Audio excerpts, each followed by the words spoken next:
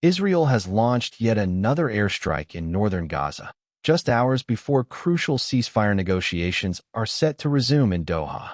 With tensions already on edge, what does this mean for the fragile truce? And could this be the turning point in the ongoing conflict? According to the Israeli military, the airstrike targeted Hamas militants who were allegedly planting an explosive device near Israeli defense forces. However, reports on casualties remain unclear. This latest attack raises serious questions about the future of the ceasefire, which began in mid-January and initially paused Israel's military operations against Hamas after the October 7, 2023, terrorist attack on southern Israel.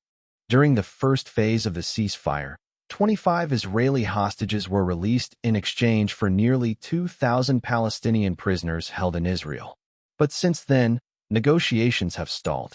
Hamas insists on moving directly into the next phase of talks, while Israel demands a phased extension, pushing for the release of at least half of its remaining hostages before making further concessions.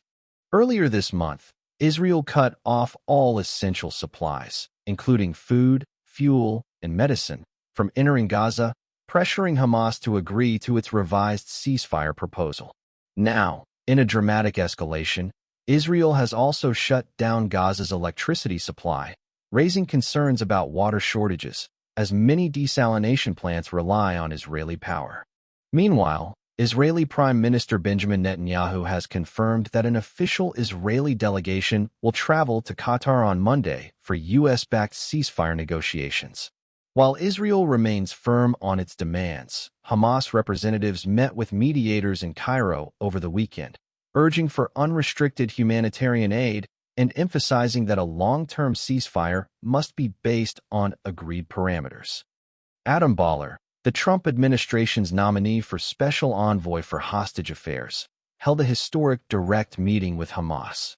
In an exclusive interview with CNN, he expressed confidence that a full prisoner exchange deal could be reached within weeks. "I believe there's a deal where all hostages, not just the Americans, can be freed."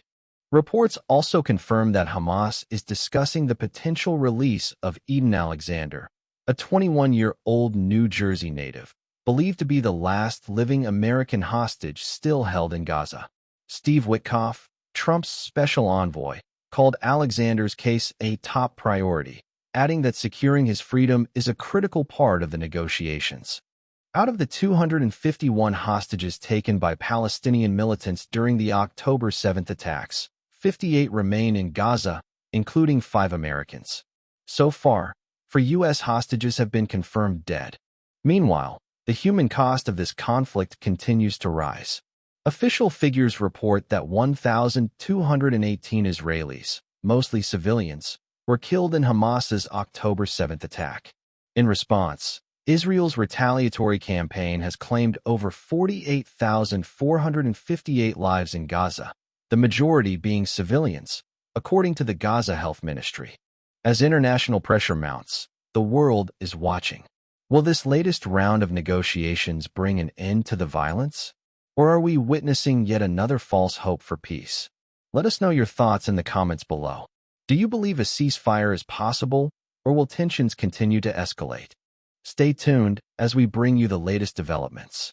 Don't forget to like, share, and subscribe for real-time updates on this evolving situation.